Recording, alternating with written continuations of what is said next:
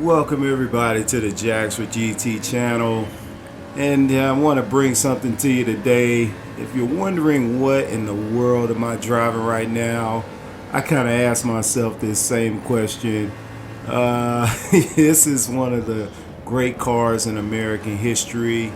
I was looking around in the Brand Central, then looked around a little bit more in the used car dealership, and then I went to the actual Legends car dealership. I had a little bit of money from racing, and I said, hey, what the heck, let me go ahead and bring this particular car to everybody's attention and talk a little bit and see what exactly this thing is that looks straight out of a 1970s sci-fi Star Wars slash cult classic type of Steve Mcqueen type of movie here. So let's go ahead and buckle up our seatbelts and talk a little bit about this car, the Chapparal 2J70.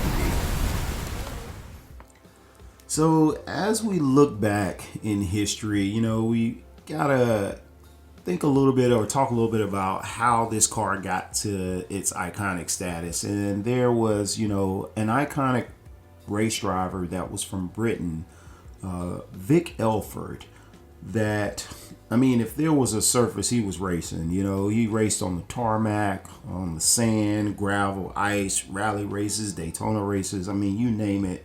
He was a racing champion.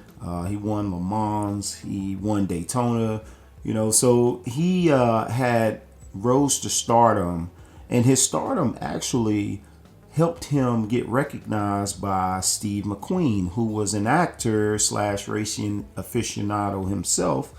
And he recruited Vic Elford to do high-speed close-up action scenes driving the Porsche 917 in Steve McQueen's film Le Mans. So, wow, that's this, there's a history to this car, and then Mr. Elford gets behind the wheel of this car, and we'll talk a little bit about that.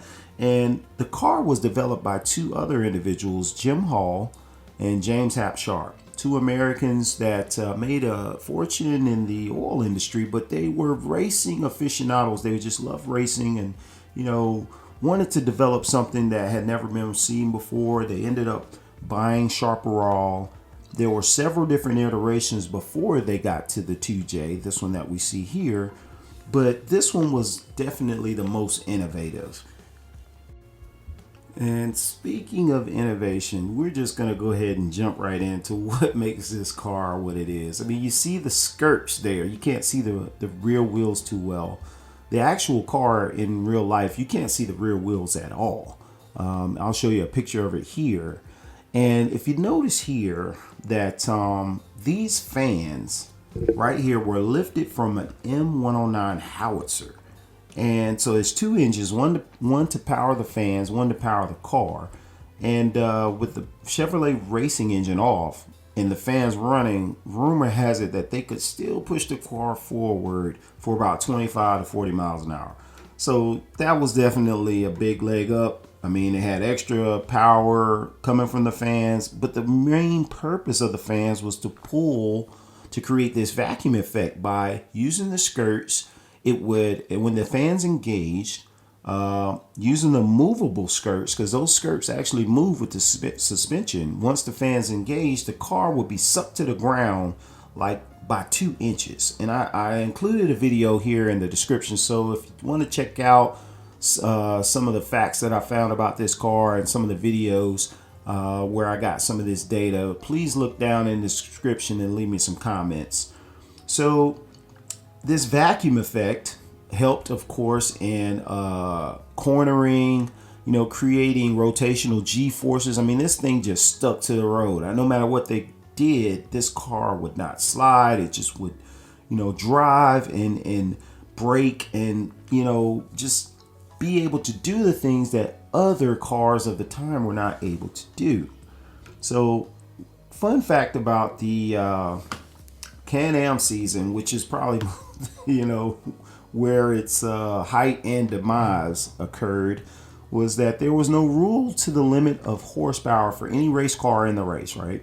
And McLaren was dominating for about 9 out of the 10 seasons. So in comes the 2J. And whenever the 2J was able to finish, it won. So most of the time. So, if they, like I said, technical difficulties and challenges kept it from winning and posting, a lot of wins. But also, like I said, the fans, I mean, when there were racers behind the car, they were getting just smoke screened out. So, after the races, they were coming up to, Vic and Mr. Hall and, saying that, hey, from what I hear, we can't see anything when we're behind you. So that creates another unfair advantage. So, the Chapparal had its moments of, good times and bad, but you can't deny the technology was a leading piece of technology at the time. And we're going to go ahead and demo it for us and see how we do in a race, because I want to put this Chapparal up against, the GR1 group cars that we like racing in Gran Turismo, and see indeed if this thing can hang with other cars from different eras, modern cars, hybrids, high performance vehicles that, have won since the conception of the 2J Chapparal. So let's go ahead and get this race going and see how we do. And thanks again. Please like, subscribe to the channel if you like hearing what you're seeing about this car. We're doing a showcase every week. So, looking forward to talking with all of you. And let's go ahead and dig into the race. All right, so for the race, let's go to World Circuits. And we definitely have to go to the Americas to demo this car. Going to Blue Moon Base Speedway down to, if I can get my mouse right, the custom race and infield A reverse. So only gonna do 3 laps. Number of cars 20. Gonna start all the way at the back, of course. I want to increase the rolling start interval. Just to make it a little more challenging. That way all the cars will have more space in between them, so it'll make it that much harder to catch up. Slipstream, make that real. All this stuff defaults here, not going to change anything else. Rivals, definitely going to put it in the same car category as it's rated, which is Group 1. Man, crazy. Great for this legend car. Professional level rivals difficulty. Maybe we'll get a chance to see GT Sophie show up. All this other stuff default. And that's going to be it. So let's go ahead and click on Go Race. All right, let's get it on. Oh man, look at those fans. That is just ridiculous. And 20th place here. Yeah, I like the livery I did on this thing. Kicking in some afterburners. Got 2 positions already. Coming into the first turn. A little contact there. In 18th place. Coming around this nice hairpin. Keeps it tight. And gain another 3 slots real quick. Hey, all right. She's handling pretty well. And has great acceleration on this thing. I mean, like I said, only 3 gears. I mean, yeah. The gears are extremely long, which can be, can work to your favor.